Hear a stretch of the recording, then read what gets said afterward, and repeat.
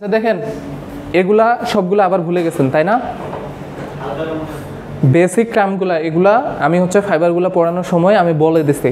ক্রিস্টালিনিটি আর অ্যামরফস এই দুইটা হচ্ছে বৈশিষ্ট্য একটা ম্যাটেরিয়ালের ইন্টারনাল বৈশিষ্ট্য।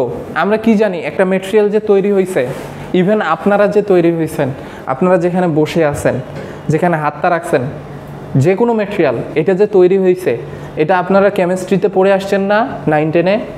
এগুলা যখন আপনারা অণুবীক্ষণ যন্ত্র দিয়ে দেখবেন, ম্যাক্সিমাম লেভেলে আপনারা কি পাবেন?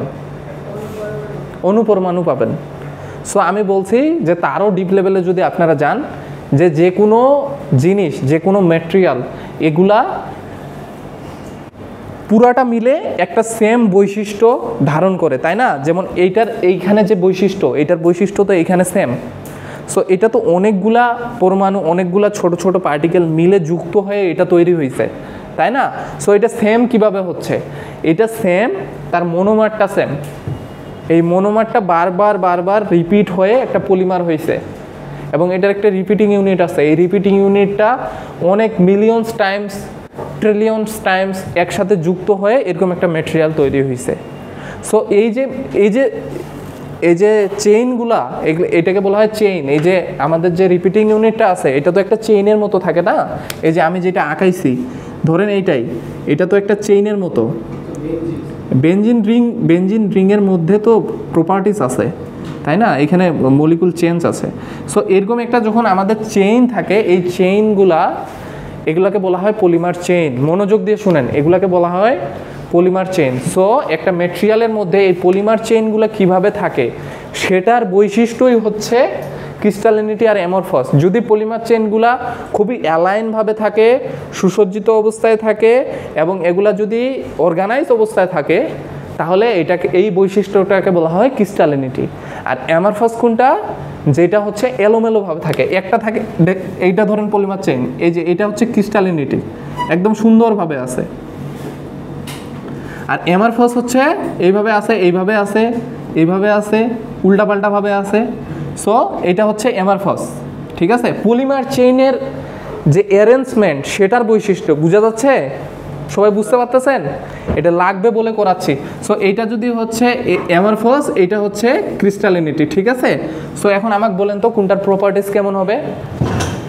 এটা তো অ্যালাইনভাবে হচ্ছে ম্যাটেরিয়ালগুলো, পলিমার চেইনগুলো সাজানো আছে।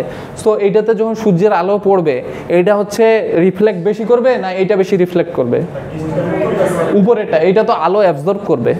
সো একটা পোশাকের উজ্জ্বলতা, একটা ম্যাটেরিয়াল দিয়ে তৈরি, একটা ফাইবার দিয়ে তৈরি একটা পোশাক কতটুকু উজ্জ্বল হবে, কাকে কতটুকু চকচক দেখাবে, এটা ডিপেন্ড করে হচ্ছে রিফ্লেক্টের উপরে, যে সূর্যের আলোটা পড়ে কতটুকু রিফ্লেক্ট করে। সূর্যের আলোটা পড়ে যদি ম্যাক্সিমামটাই রিফ্লেক্ট করে, ওখানে চোখই দিতে পারবেন না। আলোতে যায় একটা গ্লাস যদি ধরেন, ওইটা 100% রিফ্লেক্ট করে। সো ওইটা কেমন লাগে? চোখে অনেক হয় না? সো আমাদের এইখানে এই যেই ম্যাটেরিয়ালগুলো সুসজ্জিত অবস্থায় থাকে, পলিমার চেইনগুলো, এখানে ক্রিস্টালিনিটির পরিমাণ বেশি থাকে। এই ক্রিস্টালিনিটির মধ্যেও কিছু অ্যামরফস থাকবেই। এই জন্য ওই ড্রেসগুলোকে আমরা চকচক দেখি, যেগুলোতে ক্রিস্টালিনিটির পরিমাণটা বেশি। বুঝা গেছে? সিল্ক ফাইবার, অন্যান্য ফাইবার যেগুলো মেনমেড ফাইবার, সবগুলোই হচ্ছে এই ক্রিস্টালিনিটির পরিমাণটা বেশি থাকে। এই জন্য পলিয়েস্টার ফাইবার পরে একজন চললে, রোদের মধ্যে গেলে দেখবেন চকচক করে, কারণ এগুলো রিফ্লেক্ট বেশি করে, অ্যাবজর্ব কম করে। যত বেশি অ্যাবজর্ব করবে তত কম চকচক করবে। দেন এটার উপর প্রপার্টিসও নির্ভর করে, আমাদের যে ম্যাটেরিয়ালের প্রপার্টিস, এটার স্ট্রেন্থ বেশি হবে না এটার স্ট্রেন্থ বেশি হবে? ক্রিস্টালিনিটির স্ট্রেন্থ বেশি হবে। কেন এটার স্ট্রেন্থ বেশি হবে? কারণ যখন রেগুলারলি অর্গানাইজ 10টা লাঠিকে এইভাবে বাঁধে যখন ভাঙবেন, তখন এটা একটা ম্যাটেরিয়াল হিসেবে সে কন্ট্রিবিউট করবে স্ট্রেন্থটা। স্ট্রেন্থ মানে কি বুঝি আমরা? যে কতটুকু ফোর্স লাগলো, যেই ম্যাটেরিয়ালটা ভাঙতে বেশি ফোর্স লাগতেছে, তার স্ট্রেন্থ তত বেশি। সো একটা ম্যাটেরিয়াল যখন অ্যালাইন অবস্থায় থাকবে, তখন যখন তার উপর লোড প্রয়োগ হবে, সেই লোডটা সে ইভেনলি ডিস্ট্রিবিউট করে দেবে। সব এখানে যতগুলো এলিমেন্ট আছে সবগুলো এলিমেন্টের মধ্যেই ডিস্ট্রিবিউট করে দেবে। ফলে এটার বেশি ফোর্স লাগবে, ভাঙতে বেশি ফোর্স লাগবে, ওই জন্য স্ট্রেন্থটা বেশি। আমি রিজন বলতেছি। আর অ্যামরফসে কেন স্ট্রেন্থটা বেশি না? কারণ এটা যখন আপনি ভাঙবেন, এটা রেগুলারলি একটা ম্যাটেরিয়ালের উপর, ধরেন এইখানে যদি আমি লোড প্রয়োগ করি, দেখা যাবে এই ম্যাটেরিয়ালগুলোর উপর লোডটা পড়বে, বাকিগুলোর উপর পড়বে না, তারা কন্ট্রিবিউট করবে না, ফলে এইখানে অল্প ম্যাটেরিয়াল এটা ছিঁড়ে যাবে, ফলে এটার স্ট্রেংথটা হবে কম। বুঝা গেছে? বুঝতেছেন না এমনি চিল্লাচ্ছি? বুঝতেছেন? আর কি হবে? পানি। পানি কোনটা বেশি অ্যাবজর্ব করবে বলেন তো? অ্যামরফাস। কেন? স্পেস বেশি, গ্যাপ বেশি। কোনটাতে থার্মাল কমফোর্ট বেশি হবে, মানে কোনটা গরম দিবে বেশি বলেন? মানে কোনটাতে হচ্ছে আমাদের থার্মাল কমফোর্ট অর্থাৎ থার্মাল রেজিস্টিভিটি যে বেশি কোনটাতে, মানে যেটা, আচ্ছা বাংলা কথায় বলি, তাপ আটকায় রাখতে পারবে বেশি কোনটা, ক্রিস্টালিনিটি না অ্যামরফাস? অ্যামরফাস। কারণ আমি কি বলছিলাম, ফ্লাফি স্ট্রাকচার, জ্যাকেট যে পড়েন ফ্লাফি স্ট্রাকচার না, এলোমেলোভাবে থাকে না, ফলে ওইখানে এলোমেলোভাবে থাকার কারণে ওখানে একটা এয়ার গ্যাপ তৈরি হয়, তারপর ওই এয়ার গ্যাপটার মধ্যে আপনার বডি হিটটাকে সে ইন্টারাপ্ট করে রাখতে পারে। সে কি হিট জেনারেট করে? জেনারেট করে না, সে জাস্ট হচ্ছে বডিতে যেই হিটটা আমাদের জেনারেট হয় সেই হিটটাকে সে ইন্টারাপ্ট করে রাখে। ঠিক আছে? আমাদের যে বডি টেম্পারেচার এটার উপরও এই জিনিসটা ডিপেন্ড করে। ঠিক আছে? আচ্ছা আমাদেরকে মানে আপনারা মনে হয় ওই থার্মাল ব্যালেন্স শুনেন নাই, তাই না? আচ্ছা পরে শুনবেন। থার্মাল ব্যালেন্স হচ্ছে, বডি তো একটা কাইন্ড অফ মেশিন। আপনি যখন খাবার নিচ্ছেন, বডি একটা অনেক কিছু জেনারেট করার পাশাপাশি হিট জেনারেট করতেছে। এই হিটটার জেনারেশন এবং হিট লস এই দুইটা যখন সমান হয় তখন এটাকে থার্মাল ব্যালেন্স বলে। আর এই হিট জেনারেশন আর হিট লস, হিট জেনারেশন যদি বেশি হয় হিট লসের থেকে তখন আমাদেরকে গরম লাগে, আর যখন হিট জেনারেশন কম হয় আর হিট লস বেশি হয় তখন আমাদের হচ্ছে শরীরে কাঁপুনি উঠে, যেটাকে বলা হয় শ্রিঙ্কেজ, মানে তখন আমাদের হচ্ছে ঠান্ডা লাগে, অনেক বেশি ঠান্ডা লাগে। ঠিক আছে? এইটাতে আমি যাইতে চাচ্ছি না, এত কিছু বললে বুঝবেন না। ক্রিস্টালিনিটি অ্যামরফাস ক্লিয়ার? এখন শুনেন রিপিটিং ইউনিট কোনটা? রিপিটিং ইউনিট মানে বারবার যেটা রিপিট হয়, একটা বড় মেটেরিয়াল, এইটার মধ্যে কি পুরাটাতেই হচ্ছে আলাদা আলাদা ফাংশনাল গ্রুপ, আলাদা আলাদা কেমিক্যাল গ্রুপ, আলাদা আলাদা মেটেরিয়াল দিয়ে তৈরি? এটা কিন্তু না, এটা একটা মেটেরিয়াল দিয়ে তৈরি, বারবার রিপিট হয়, পলিমার চেইনটা বড় হয়। যেমন কটনের ক্ষেত্রে আমি কি করাইছিলাম খেয়াল আছে কারো? একটা বেঞ্জিং রিং এখানে থাকে। কে হাসতেছে? হাসতেছে কে? এটা কার খেয়াল আছে? কারো খেয়াল নাই? এখানে কি হবে? কোথায়? ওই উপরে না নিচে? আমি কিভাবে খেয়াল রাখছি দেখেন, এখানে ওয়েস, এখানে এইস, এখানে ওয়েস, এখানে ওয়েস, এখানে এইস, এখানে ওয়েস, এইস ওয়েস। এটা কটনের মনোমার।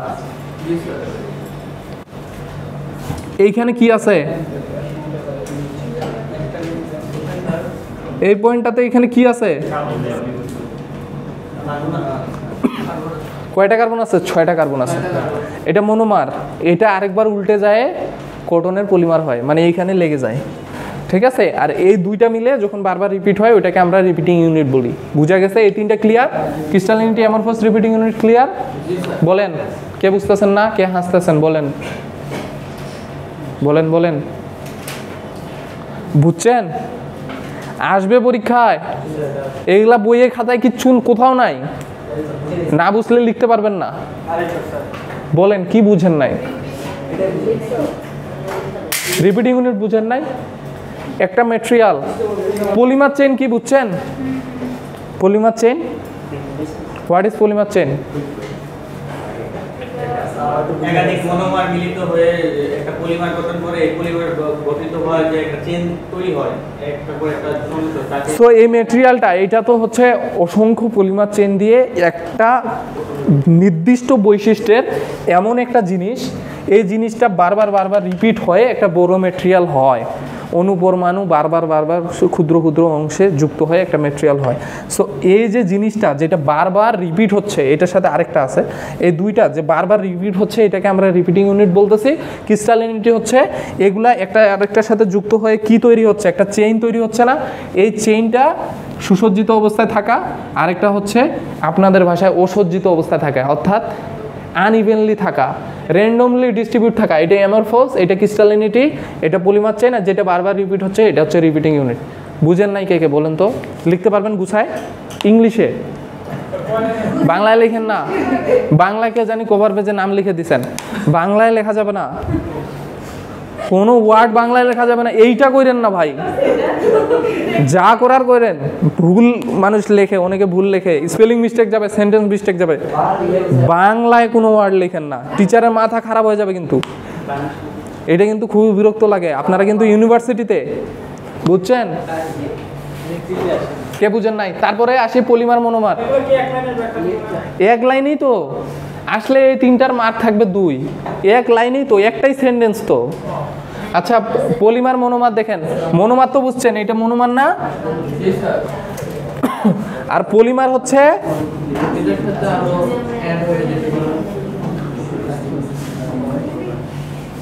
এটা মিশাইলাম, এগুলো তুলছেন? মিশাইলে ফির কেমনে বুঝবো যে কি লিখছিলাম? এই যে দেখেন পলিমার, দেখেন পলিমার কি জিনিস দেখেন, মনোযোগ দিয়ে দেখেন।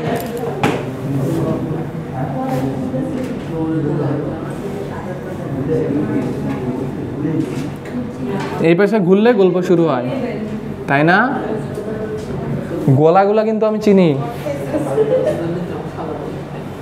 আমি যখন এই পাশে ঘুরতেছি সবচেয়ে বেশি কথা বলতেছে সুলতা, আমি কিন্তু গলা চিনি, সবার গলা চিনি। কামরান জি স্যার বেশি বলতেছে, আমি সবই চিনি। আমি কিন্তু চিনি, এরকম ভাইবেন না যে আমি এই পাশে ঘুরতেছি দেখে আপনারা বাঁচা যাচ্ছেন।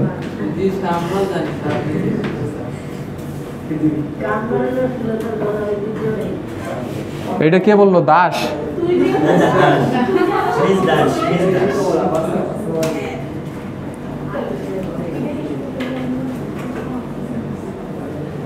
এখানে কি ছিল?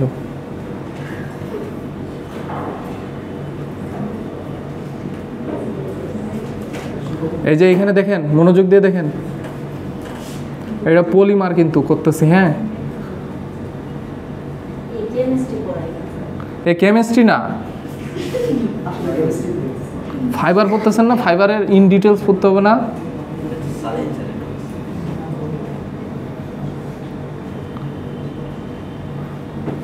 এটা CH2OH উপরে গেছে, তার মানে এটা নিচে। আমি কিভাবে খেয়াল করে রাখছি অথবা লিখতেছি এটা বুঝেন না, তাহলে তো আপনারা লিখতে পারবেন নাকি? OH এখানে, তার মানে OH এইটাতে, H O H H OH।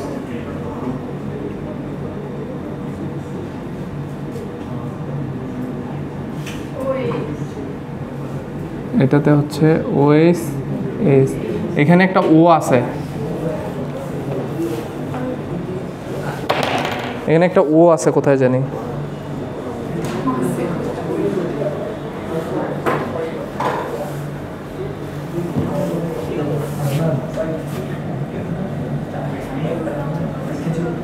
Silent.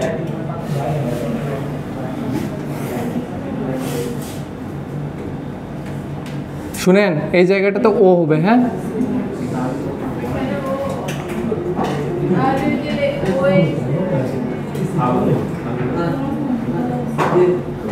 এই যে এইটা দেখেন, এই যে এখানে থার্ড ব্র্যাকেট এইচ না, এইচ ও, বুঝতেছেন না? এখানে এন কেন? এইটাই হচ্ছে পলিমার, এইটাই বারবার রিপিট হয় এন সংখ্যক বার। এখন বুঝেন? হ্যাঁ, বুঝি না? না, এটা থার্ড ব্র্যাকেট দিয়ে এন দিবেন, এইটাই হচ্ছে পলিমার। এটা কোটনের, হ্যাঁ কোটনের পলিমার, ফার্স্ট ব্র্যাকেট দিলেও হবে, জান। এটা কোটনের পলিমার, এটাই বারবার রিপিট হয়ে হচ্ছে, যদি এনটা না থাকে তাহলে এটাই রিপিটিং ইউনিট। বুঝা গেছে? একই জিনিস। তারপর দেখেন, তারপর আর কি লিখছি? মনোমার অফ কটন সিল্ক উল। কটনের মনোমার তো জানেন, ওই যে একটা যে আঁকাইছিলাম ওইটা। আর উল আর সিল্কেরটা লিখে দিচ্ছি।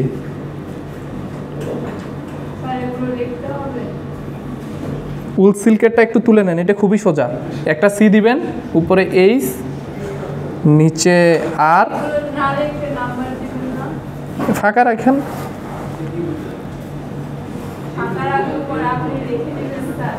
এই যে এটা কটন অথবা উলকের মানে কটন অথবা উল এবং সিল্কের একটাই মনোমার, একটাই। উলের ক্ষেত্রেও সেম, সিল্কের ক্ষেত্রেও সেম।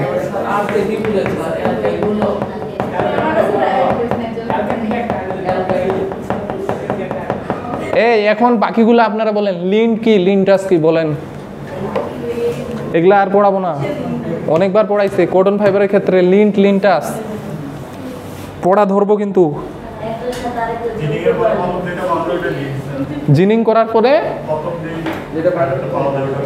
আর লিন্টাস। যেটা ভালো অর্গানিক কটন কি? যেটা জিনের কোনো পরিবর্তন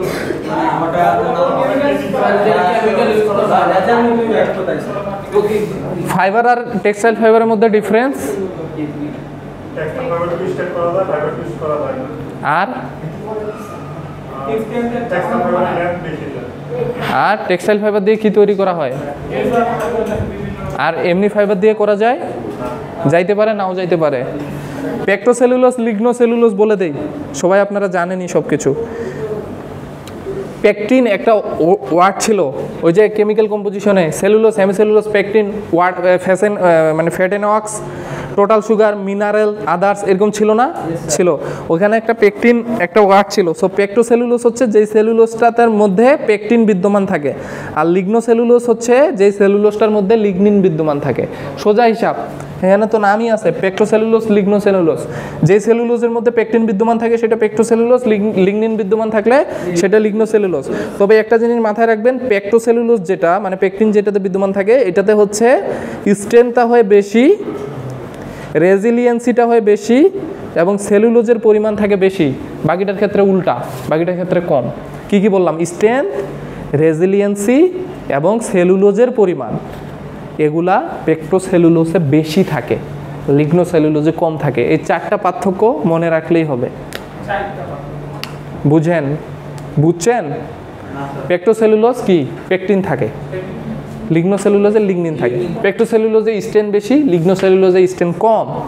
পেক্টোসেলুলোজে সেলুলোজের পরিমাণ থাকে বেশি, লিগনোসেলুলোজে সেলুলোজের পরিমাণ কম। এটা রেজিলিয়েন্সি বেশি, এটা রেজিলিয়েন্সি কম। এখন একজন দাঁড়ায় বলেন তো আজকে কি কি পড়াইলাম, পুরাটাই বলেন।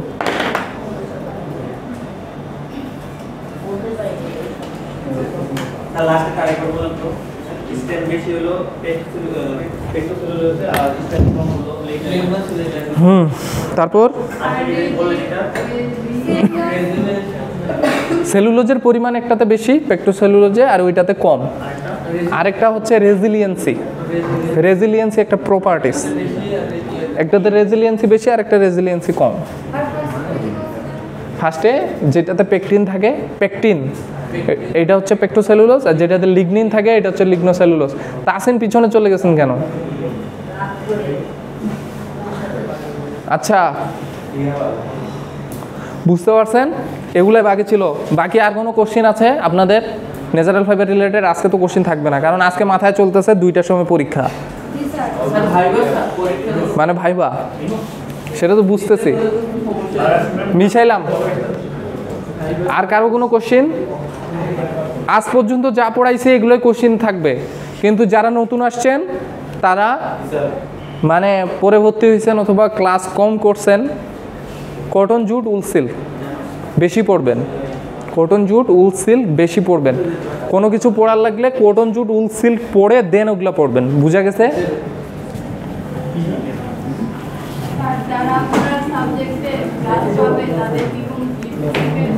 হ্যাঁ, যারা 3.85